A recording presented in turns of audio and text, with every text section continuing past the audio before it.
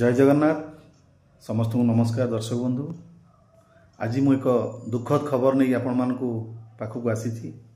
आपण मान प्राय समस्ते जानिथिबे आम गहन रे ओडिशार जने आग धाड़ीर सुनामधन्य कंठशिल्पी हिमांशु सागर आउ नाहांती।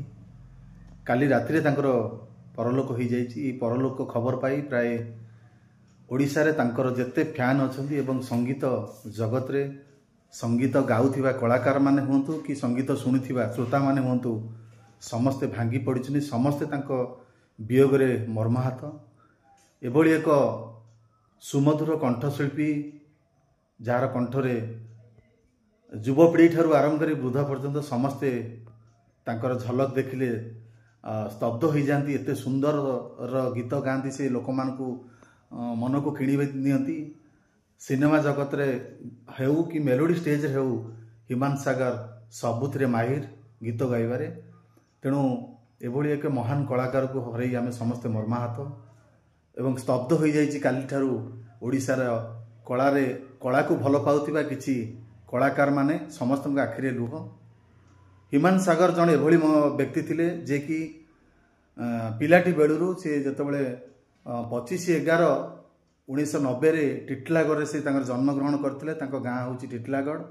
से जन्म होला परठारू पाठ पढ़ा सहित ये जो संगीत प्रति भल पाइबा थिला एवं संगीत प्रति जो भल पाइबा को लोकलोचन को आनिया से गीत गाइथिले। एवं 2015 रे इश्क तू ही तू चलचित्र रे से गीत गाई सारा ओडिशा रे चहल सृष्टि करथिले। परे परे से गप हेले भी सत अभय तू भाग्य नाउ एमती अनेक चलचित्र से गाइछंती जार माने ना कहले तो हबनी। प्राय 100 ରୁ 150 खंडे चलचित्र से गीत गाइछंती एवं सबुजाक गीत तांकर हिट हेछि। एभली एक कलाकार को आमे हरई समस्ते मर्माहत एवं स्तब्ध हो जाइछु। हिमांशु सागर भली जने कलाकार आउ ओडिशा रे जन्म नेबे एवं ओडिशार ए ओडिया माटी रे ए ओडिया गीत गाई ओडिया चलचित्र जगत को जमती बंचेइबे एभली आउ केछि समस्ते भावना समस्त कमी जाइछि। हिमांशु सागर को मधुर स्वर समस्त को मुग्ध करुथला एवं सबु गीत से दुखद गीत हो कि प्रेम ठारू आरंभ करी जेते प्रकार गीत अच्छे सबु गीत से माहिर थिले। एवं ओडिशा रे जेते कलाकार भी अछंती तांको सहित गीत गाइबा समस्ते भल पाती।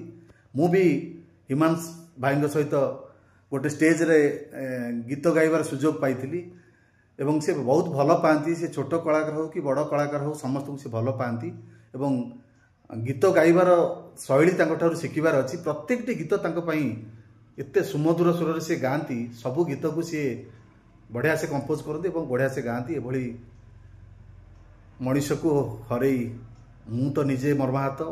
गोटे भल सिंगर आम मान को छाड़ी चलीगले एवं ओडिशावासीर ओडिया को भल पाउथिबा सिंगर जड़े आम गहणु चलीगले समस्ते एथि मर्माहत। आउ तो किसी कही हेबनी तांको स्मृति रे एवं तांको भगवान तांको जोटी भी जन्म दियंतु एमती गोटे पुणी सिंगर हे से बाहरंतु कि भल गीत गायकी लोकंक मन को किणंतु एतिकी मोर कामना करुछि। एवं ओडिशावासी को निवेदन करी से हिमांशु भाई पाई समस्त टिके प्रार्थना करंतु। तांको आगामी दिन जो से जोटी भी थांतु ना कहीं भलरे थांतु एवं महाप्रभु तांको भलरे रखंतु। रहउछि नमस्कार। जय जगन्नाथ।